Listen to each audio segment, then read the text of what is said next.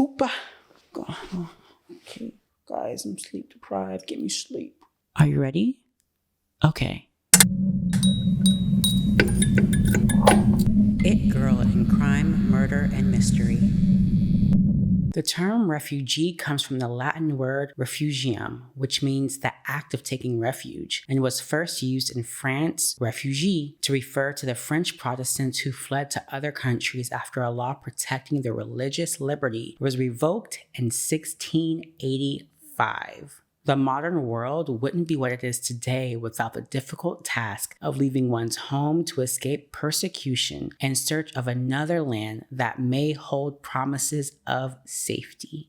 The word refugee was not used as often as it's used in today's terms. Families and scared, vulnerable people seeking safety and refuge from their past is seen as bad as being a criminal. I put last week's and today's episodes into the same chapter because they go hand in hand. The mega rich are exploitative, and someone can only gain that type of wealth by doing the utmost worst toward humanity. We could get higher wages without inflation, but we haven't because of the government. But we also know the mega rich line government officials' pockets. Or exploitative child labor could be a thing of the past. But again, without child labor, the rich aren't guaranteed lifetime workers for their companies. There's a housing crisis and job crisis just about everywhere. And instead of fixing the issue, the media diverts everyone's attention to blaming refugees whose homes are the result of these same countries they are running toward. Lastly, Jeffrey Epstein was serving the mega rich in a scary and illegal way. And that exploitation was at the expense of who again? Exactly. Last week in part 1, I went over the 5 mega rich submersible victims that lost their lives due to stupidity. And in the same section of chapter 3, we will go over the refugee victims that are still missing to this day from a boat named the Adriana that capsized off the coast of Greece. In this second part of our mystery of why they didn't receive the same media coverage as the 5 mega rich, I will discuss the details of the incident, such as where the boat was departing from, the circumstances that led these hundreds of people on the boat in the first place, the lackluster rescue mission to save and find these missing people, and my rant on why I believe these individuals didn't receive nearly the amount of support as the 5 submersible idiots. But before we go on, hey y'all, I'm Jay, and you're about to start chapter 3, part 2 of It Girl in Crime, Murder, and Mystery that can be viewed fully on all streaming platforms. This is where I discuss in detail documentaries, film reenactments, and short content minis that encompass a topic of crime,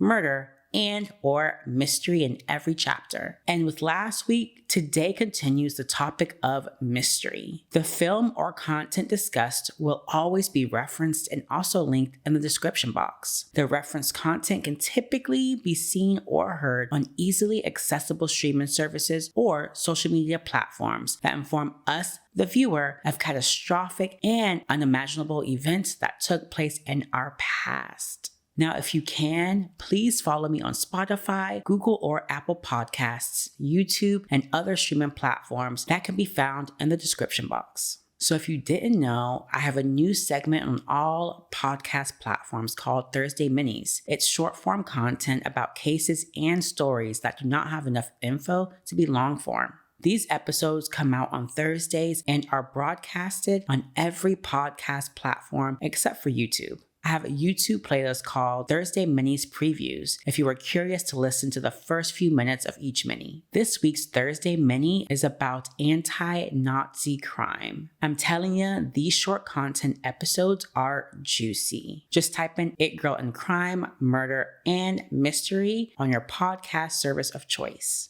Now, the idea for this chapter was easy when small blogs made a point to cover this refugee case. It's really sad and scary what people that were so full of hope would succumb to after the boat took off. Now, before I go on, hit that follow button and come along this journey with me. Let's begin.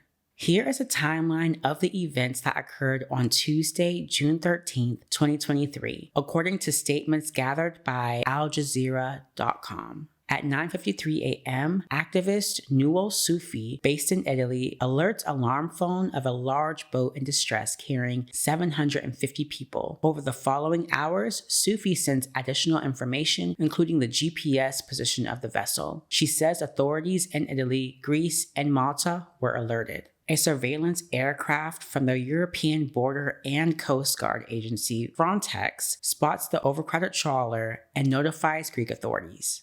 The Greek Coast Guard confirms it was notified of the boat's presence late on Tuesday morning. At 2:17 p.m., alarm phone receives the first call from the boat. Its passengers say they are in distress and cannot survive the night. The call drops before the GPS coordinates can be confirmed.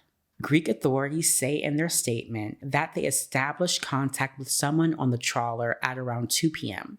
The vessel did not request any assistance from the Coast Guard or from Greece, they said. A Greek Coast Guard helicopter located the trawler. An aerial photo released showed it packed with people covering almost every inch of the deck. Some had their hands outstretched.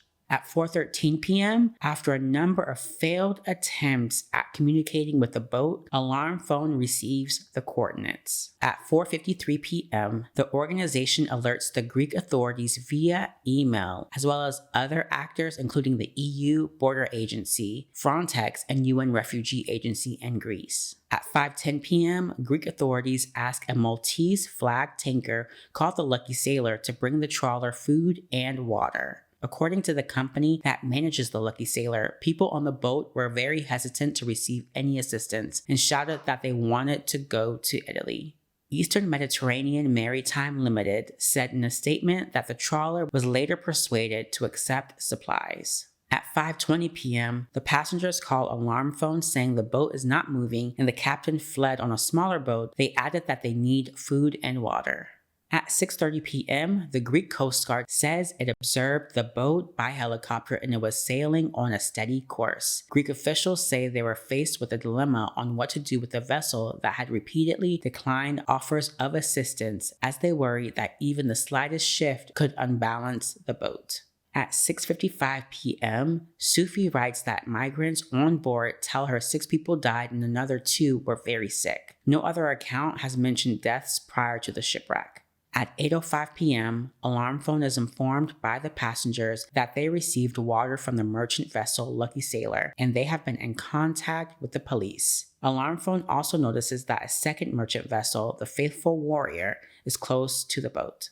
At 9 p.m., Greek authorities say they asked a second Greek-flagged merchant vessel to deliver water and allow the Lucky Sailor to leave. At 10:40 p.m., a Coast Guard boat from Crete reaches the trawler and remains nearby until it sank. According to the Coast Guard, the vessel discreetly observed the trawler from a distance. Once again, the Coast Guard said the trawler did not appear to have any problems and was moving at a steady course and speed. As shortly after 11 p.m., Sufi writes that the trawler began rocking as its passengers tried to catch water bottles from another vessel. According to people on board, ropes were tied to the ship, destabilizing it and causing a state of panic, she said. At 12:46 a.m. Wednesday, alarm phone reports its last contact with the boat in distress. All it hears is, "Hello, my friend. The ship you send is..." The call cuts off.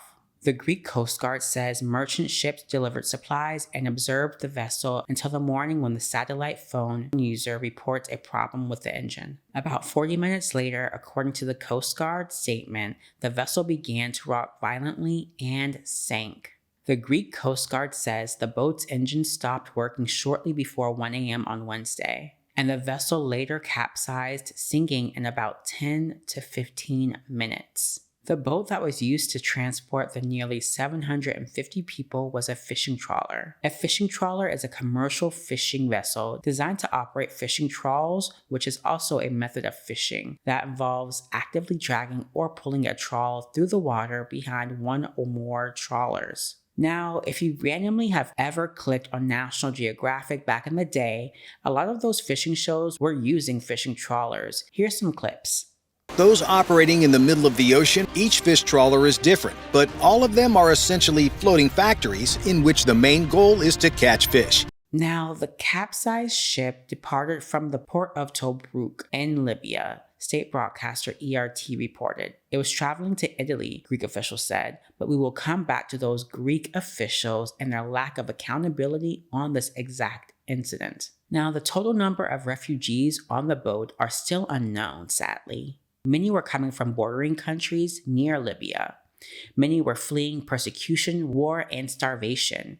Regardless, they were all victims of a system that the mega wealthy created to force them into the circumstances of today. As I go on, you will hear words such as trafficking and human traffickers, but they aren't in the same meanings as we know them today. The big shots gathered desperate people, made them pay a hefty sum for their voyage, and was hoping to dock in a safe zone for those refugees. The Greek Coast Guard says 9 survivors from the refugee ship that sank off the country's coast have been arrested on suspicion of belonging to the smuggling ring that arranged the voyage. Despite the awful loss of life, Greece's shipwreck tragedy has not stopped a surge of people from making a dangerous voyage trying to get to Europe. This is the Italian island of Lampedusa, crammed with new arrivals from Africa, and so is Spain's Gran Canaria. In Kalamata, Greece, 9 Egyptian men came to court to face a slew of charges, including manslaughter, after the sinking of that decrepit ship last week, carrying hundreds of people. He was a victim, said one man's lawyer. He paid a sizable amount in Egyptian currency to get to Italy. While a Greek judge will eventually decide what their roles were, Pakistani authorities now also want to be involved. Several hundred of those feared dead came from Pakistan. The nation is grieving, said the defense minister, as the government announced a day of mourning. Until now, most of those trying to get to Europe from Africa have been Africans or from the Middle East, but economic conditions in Pakistan and Bangladesh are forcing people there to make the voyage too, says this migration expert. So a travel to Europe where there is a lack of labor and there is sort of need for labor is maybe a sort of an appealing last resort. Then there's a question of why the boat sank with such a large loss of life, even though it was being monitored by Greece's Coast Guard. Pakistan says it will do its own inquiry into the sinking, which is unusual, says Sagona. It's one of the first time we really see this direct involvement of the government of Pakistan or other government of sending people, because it may put more diplomatic pressure also on the European Union to clarify the story. Europe has a new law meant to share responsibility for search and rescue, but it doesn't address when and how such rescues should be carried out. Chris Brown, CBC News, London. According to AlJazeera.org, said on Thursday the suspects were all Egyptian nationals. Among the detainees was the captain of the overloaded and debilitated vessel, a port source told AFP, even as new worries emerged that more people were missing in the disaster. The arrests followed interrogations by Coast Guard officials at the southern port of Kalamata, where the 104 survivors from the shipwreck were being cared for. The sinking left at least 78 people dead.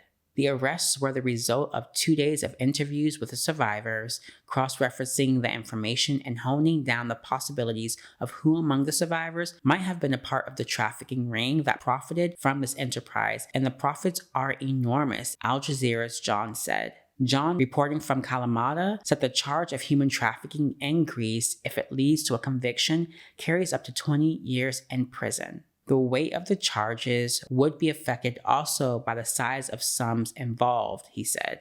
If everyone on board paid $4,000 to $5,000 for their passage, and that's what at least one relative of a missing person says he paid for his wife, and other reports have emerged of similar sums, then this human cargo was worth in excess of $3 to $3.5 million, he added. Geez, $3.5 million.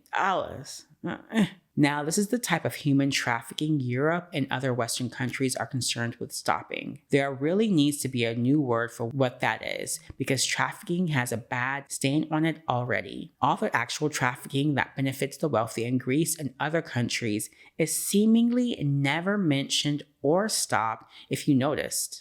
Probably because those same officials and powerful individuals are benefiting from that exact system. Now, one of the sad victims I want to talk about is of a Syrian refugee that was in Jordan. Taher al-Rahal knew if he didn't do something drastic, his 3-year-old son would die of leukemia. The United Nations Refugee Agency couldn't pay for his son's treatment. One donor funded some chemotherapy sessions, but only intermittently. Rahal saw no other option but to go to smugglers to the boat to cross the Mediterranean Sea to Europe. He told a friend in one of his last voice notes that we don't want money and we're not just trying to live comfortably. The most important thing in the world is for my son to get cured. He planned to go to Germany and in other voice notes asked Syrians residing there for advice on which city to go to for the quickest family reunification process. So I know where to head to if I make it, he said. His wife, Narmeen Al-Zamal, says he swallowed his shame and asked to borrow thousands of dollars from family and friends to pay the smugglers who promised him passage to Italy. Rahal traveled to Libya where he waited some 4 agonizing weeks, always worrying about his son Khalid's condition before eventually boarding an old fishing trawler on June 8th. It was so packed with people he could barely move. A few days into the journey, they ran out of food and water on the boat. As they passed Greece, someone on the ship called Alarm Phone, a humanitarian group with a hotline for people in distress in the Mediterranean Sea. The call recorded passengers saying they could not survive the night in the intolerable conditions. So do you guys really believe the Greek officials when they said, oh, the passengers denied help from us the first few times? They were starving. The Greek Coast Guard was alerted and 2 other nearby vessels donated some supplies to the migrants on the fishing trawler. Then that night, the fishing trawler's engine cut out. What happened next is still disputed. Some eyewitnesses' accounts have suggested the overloaded boat capsized after the Greek Coast Guard tied its boat to the vessel, allegations the Coast Guard denies. Others say the boat destabilized when passengers moved to water being donated from another ship. Rights groups say the Greek Coast Guard could have better supported a rescue operation and could have called for an independent investigation. What is known is that at 2:04 a.m. on June 14th, Rahal was flung into the dark seawater along with hundreds of other passengers as the boat rocked violently and flipped on its side. Accounts by survivors describe children desperately clutching at adults who themselves couldn't swim, and dozens of people trapped helpless in the hold as the fishing trawler sank thousands of feet down to the seabed. Witness accounts suggest there may have been as many as 750 people on board. There are only 104 known survivors. Rahal is not among them, sadly. Some of the people on the boat were Syrians fleeing military service for the regime in their country's civil war. Others were escaping economic destitution in Pakistan and in Egypt. All of them knew that in boarding the boat, they might not survive, sadly. They were risking their lives. According to NPR.org, the journey across the Mediterranean to Europe is among the most dangerous migrant routes in the world. The International Organization for Migration says 12,345 migrants died on the route between 2018 and the end of last year. In 2019, 1 in every 21 migrants who tried to cross along the central Mediterranean route perished. Smugglers often cram people into barely seaworthy vessels with few life jackets and little food and water. Okay, now pause. We need a new word for smugglers as well. Every word used from the media has a negative connotation to it, and the tone of the articles become pretty elitist real quick. No matter what anyone thinks, these smugglers are doing more of a job trying to help these refugees better their circumstances than the United Nations, Red Cross, and other lackluster organizations ever would. Okay, back to the story. Migrants also face dangers from the Libyan Coast Guard, which, funded by the European Union, aggressively turn back the boats it encounters, sometimes even opening fire on these people. Once returned to Libya, many migrants are left to languish in squalid detention centers where stories of torture and rape are common. Some migrants are also sold into slavery in the country. Okay, I've heard a lot, between the grapevine and finding news articles that yes, slavery is definitely a thing in Libya. Like slave trade, like real slavery, not the fake stuff. Like it's crazy and disgusting. Now let me say that in layman's terms for y'all one more time, just in case you don't get it. The self-righteous European Union pays the Libyan Coast Guard to turn back these refugee boats, and with that, the migrants are left in Libyan detention centers where torture and rape are common. Now, who is really involved in human trafficking? Of course, the EU. This makes me wonder as an American if the same thing is happening in our detention centers at the Mexican border, which I think they are because I've seen the TikToks of the nurses and medical professionals who talked about having to deal with the consequences of child rape due to them being in detention centers. Like kids are getting raped by the Border Patrol and military members who are supposed to be there to protect them. It's disgusting. For me, it's eat the rich in the government at this point. Human rights groups also criticize the policies of European countries and their Coast Guard. Effie Loutsoudi, a Greek human rights activist, says Coast Guards from Greece and Italy have become increasingly aggressive in trying to prevent migrant ships from entering their waters. We know that there is a policy of deterrence that's trying to keep the people outside our borders and to operate systematic and very violent pushbacks, she says. For Rahal, the decision to attempt the trip came only after many years of hardship and personal tragedy. He, his wife, and eldest daughter fled Dara, a city in southwest Syria, to escape the fighting from the country's now 12-year-long civil war. Maybe one day I'll do why Syria is war-torn even now, and it has a lot to do with people like the Clintons and Obama. Now, back to it. They moved to Jordan, and for several years, they managed to get by. They rented an apartment, and Rahal found work as a carpenter. We were living, praise God, Zamel, his widow, recalls. But then Rahal had to have a cornea transplant, which led to an infection. The medical procedure cost more than $11,000 total, Zamil says. They lost their savings and could no longer keep up with rent.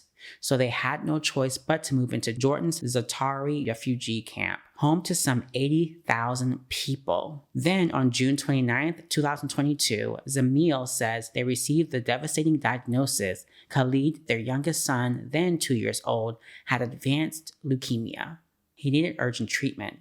When they turned to the UN Refugee Agency, UNHCR, Zamil says the agency responded that it could not help them because it's too expensive to save his life. When Khalid's condition worsened, one night Zamil ran to the UNHCR staff at the camp. She recounts, "It was after midnight and I begged them to take us to the hospital. A staff member drove them to a cancer hospital in the capital, Amman. Seeing how serious Khalid's condition was, Zamil says a doctor there helped her find a donor who could pay for some chemotherapy sessions. Rahal could not bear being unable to help Khalid or to watch him suffer, she says. Every time nurses took blood or inserted a cannula into the little boy's hand, he would leave the room. At one point, the funding from donors stopped and Khalid's chemo was temporarily interrupted.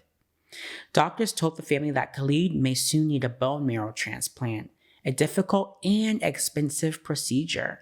The family had no idea how they would pay for it. My husband became scared when Khalid's treatment stopped for a while. We didn't know what the implications would be. What would happen to him, God only knows, said Zamil. We lost whatever nerves we had left. My husband decided we had to take a risk. He had to go. Now, Zamil remains in the refugee camp in Jordan with 4 children to take care of on her own, and still no durable solution for Khalid's treatment. When asked by NPR why they are not able to help more with Khalid's cancer care, the UNHCR staff said they can't discuss individual cases. In a written statement, they said they try to ensure refugees have access to primary, secondary, and some healthcare services, including emergency and life-saving services, but that these are restricted by a shortfall in funding. And recently, some services have had to be reduced or shut down. Zamil says her other children's spirits are destroyed. They imagined leaving the dust and poverty of the refugee camp for a life where they could study and their brother might be cured. Now their father is gone and they and their mother are alone. Ugh, that is horrifying and sad and heartbreaking. When there is no hope, what can any parent really do? Not to be pessimistic, but I bet those 5 mega-rich idiots from the Titan submersible didn't donate a good sum of their wealth to legitimate organizations that actually help the vulnerable. No, they didn't. Humanitarian bodies said the boat disaster was a damning indictment on the inability of EU countries to create safe pathways to protection for refugees. IFRC operations manager Friedo Herrings stressed how heart-wrenching and simply unacceptable that these people who were seeking safety and a better future have died at the EU borders in 2023. Now, the first quarter of 2023 was already the deadliest on record on the central Mediterranean route, and this tragedy could be one of the worst ever as the search for the missing continues, Henriques says. Every one of those lives lost should be on our collective conscience due to the failure to provide safe pathways to protection. IFRC President Francesco Rocca described the shipwreck as the icon of the failure of the international community. It is shocking and unacceptable that people are still dying in front of the EU borders, seeking a safe place, Rocca tweeted. Tweets and well wishes are definitely what these victims are asking for, huh? According to IOM data, at least 1,099 migrants died between January 1st and June 26th of this year, mostly from drowning. In the same period last year, 1,358 died. These tallies include those who died in 3 major routes across the Mediterranean, as well as the Atlantic route from West Africa. Many of the migrant boats are aiming for the tiny Italian island of Lampedusa, which sits about halfway between Tunisia and Sicily. 2 flows of migrants are now arriving at Lampedusa, those from Tunisia and those from Libya. A new type of vessel has been departing Tunisia since October, which are boats made of iron. These boats are prone to breaking and can capsize very easily. The iron boats are the most fragile boats we have even seen in the Mediterranean. The Libyan route has long been more dangerous than the Tunisian route because it's farther. After the Adriana capsized, the Greek Coast Guard said it had not intervened because the Adriana had been progressing en route to Italy and did not need rescuing. But a BBC investigation found evidence that the boat had hardly moved for 7 hours before it sank. Di Giacomo says European Coast Guards are slow to intervene because it is not a priority for the governments. These migrant boats don't meet the minimum requirements to sail at high seas because they could capsize, so they should be saved immediately, he says. The Coast Guards are not respecting the laws of the sea. Now wait, you know how I was just taken up for those smugglers? Yeah, nah, my bad. I was just researching and found more info. They deserve the electric chair too. One of the Adriana victims, Mohammed, said the smugglers beat the Egyptians and Pakistanis, constantly cursing and insulting them. God. They were put on the back of trucks that drove to the shore, were loaded onto small boats, and were taken to a trawler, the Adriana, out in deeper waters. They were beating people there, another victim, Ahmed, said. They were beating them while taking them to the lower deck of the boat. It was very bad down there. It smelled of diesel and fish. You couldn't breathe. Ahmed and his companions managed to pay a bribe of $200 to get themselves a spot on the upper deck. But by the 4th day, they heard disturbing news from the hold. Some people coming up from below said, "There are dead people down there," Ahmed said. Jesus. They said there were 6 dead bodies on the boat, 5 bodies were down below, and we didn't see them. 1 was on the upper deck. We saw him. So they were seeing. This sounds like a hellscape, this whole excursion to another country. Ahmed and Mohammed said the passengers started telephoning the Italian authorities and the Greek Coast Guard to ask for help. From the 4th day onwards, the Greek Coast Guard had been aware of us, Mohammed said. By the 5th day, June 13th, they said it looked like the Adriana had stopped moving completely. In the afternoon, a helicopter flew overhead. The passengers could not understand from the deck, but it was the Greek Coast Guard. In the afternoon, one and then another commercial ship passed by and tossed those on board water over the waves. People were saying, "Take us with you." They were saying no, Mohammed said. We asked for help, but they refused to help us. Now, I definitely believe Mohammed and Ahmed a lot more than the Greek Coast Guard. Now, a Greek Coast Guard vessel finally approached the fishing trawler around midnight in the first minutes of June 14th. The friends said, "Follow us," they told us. We followed them, Mohammed said. Half an hour later, our boat stopped completely. It could not be moved. They came back and tied us to their boat. Ahmed and Mohammed said the Coast Guard started to tow their stalled out trawler, but it took a sharp turn.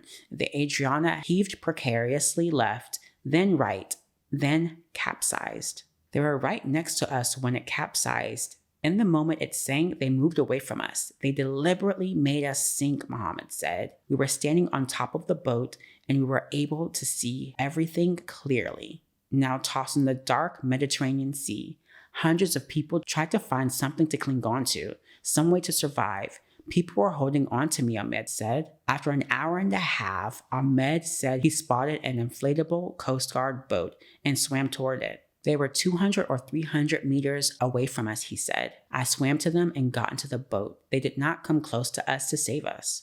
They were standing far away, and those who could swim were going toward them, like me. As he made his way toward the inflatable boat, Ahmed had to push aside bodies floating in the water. Once taken to the larger Coast Guard boat, Ahmed was reunited with Mohammed. The two hugged each other, overwhelmed and elated to have found one another.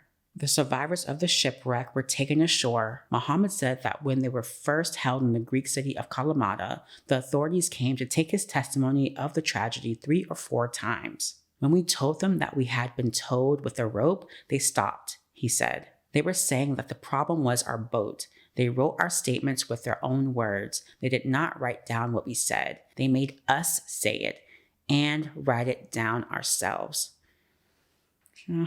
Ahmed said no officials have ever taken his testimony. Okay, I wanted to pause because what? So they go through hell to get on that boat and paid all this money. They had to pay extra money to get on the top deck. Then they run out of food and water. And then they called the Greek officials, the Greek Coast Guard, for help. And then it took them a while to get help. They got water thrown at them over the sea. Okay, at least they got a little bit of help. Then later that night, their boat wasn't moving. They called the Coast Guard again. Then later that night, they were told by the Coast Guard to follow them. They followed, and then the boat stops, and then the Coast Guard ties their boat with a rope to get them moving again. And when repeatedly asking for help, they don't receive any from the Greek Coast Guards, apparently, which I believe. And then lastly, after they capsize, finally the inflatable boat comes to save everyone, but sits there 200 to 300 meters away. And the people who could swim had to swim to safety toward the boat. Bodies were everywhere, and they had to push dead bodies out of the way just to get to safety. And then they get to the refugee city of Kalamata, where they had to write their own statements down because the Greek officials either didn't want to believe them, didn't take them seriously, or just knew their job and didn't want to do it. And then all those bodies, they only recovered, 108 people who survived. Usually bodies float after they die or drown in water. I couldn't find anything saying that the Greek officials took all those bodies out of the water to either cremate them or put them into unmarked graves or anything. I'm sure if people went around there, they would still find bodies or material like clothing, jewelry, stuff like that in the water still. Just want to clarify and say that because this is disgusting. It's ridiculous. Okay, guys, let's get back to the story. Ahmed's and Mohammed's accounts contradict the account of the Greek Coast Guard, which has said the passengers of the Adriana refused aid. It was only immobile for about 20 minutes before it capsized, and the Coast Guard had not towed the boat prior to it capsizing. They lying. The Greeks are lying. The Greek investigative website Solomon has published emails that the Greek authorities had been notified that the ship was in distress by 6 p.m. on June 13th. And tracking data published and verified by the BBC and the New York Times show that the trawler was not moving for at least 7 hours before it capsized. So like I said, Mohammed and Ahmed were telling the truth, guys. When asked to comment on allegations that the Coast Guard towed the boat and was involved in the shipwreck, the Greek Ministry of Maritime Affairs and Insular Policy told Al Jazeera, the required information is part of the investigation procedure that is being conducted under strict confidentiality based on the instructions given by the prosecutor of the Supreme Court. Regarding the details of the operation plan of the Hellenic Coast Guard, no further comments can be made by our service. So basically, they're saving their ass. They're not saying anything. There's no investigation happening. That's basically what it is, guys. Nothing's going to happen to the Greek Coast Guard. Fingers, though, have been pointed at the Greek Coast Guard for both the shipwreck and its large death toll. Yeah, fingers were pointed by like the public, us. Now, that is as much of an update as I can give at the moment. And I'm sure due to the fast-paced media and people being obsessed with tragedy porn, aka tragedies that seem like they came right out of a fan fiction novel, that soon enough, these sad souls that were hoping for a better life will be forgotten. Sorry not to be a Debbie Downer, y'all. Now my conclusional rant. And instead of us learning about the hundreds of refugees that lost their lives to the unforgiving seas, our attention is on the 5 mega wealthy dummies that boarded a submersible that no one could find. Even in death, we are shown that the wealthy always matter more to the media and the world. And before you give false equivalencies and comparisons, remember, you are closer to the circumstances and finances of a refugee than you will ever be to a billionaire. You're not a temporarily embarrassed millionaire or billionaire. You are a poor person with a strong passport that's also classist and delusional to which class they actually belong to. Now, just in case anyone's lost to how this chapter is a mystery, it's not the mystery of the mind where it's UFOs or stuff from other worlds. This is a mystery of logic. How did the Titan submersible with the 5 wealthy dummies implode? How did this tragedy with the possible 750 people on the Adriana boat capsize? And lastly, why did ethnic bloggers and media have to force conglomerates such as BBC and The Guardian to do more reporting on this refugee tragedy? These are logical mysteries that are in our face that if we question now can possibly save lives in the future. Even today, if you go on Google and look up both instances, the refugees case hasn't really been updated anywhere. But the Titan submersible is still receiving on-the-hour coverage. Crazy, sad, but not surprising. So with that, thank you so much for watching Chapter 3, Part 2 of It Girl in Crime, Murder, and Mystery. I hope this has been a very captivating episode for you all. Thank you for listening. Now, sound off in the comments, do you think the Greek Coast Guard and officials purposely capsized the refugee boat? Should Greece be held accountable for their lack of action? And lastly, tell me why you believe the Titan and Adriana received completely different reactions from the media. Subscribe, like, and follow on all platforms linked in the description box. See y'all next week for Chapter 4, where I discuss a topic of crime. But honestly, I have no clue what the case will be about, but follow me on Twitter, Instagram, and the new app Threads at ItGirlNCMM, because maybe I'll do another vote. Who knows? Okay, guys. Anyways, adios.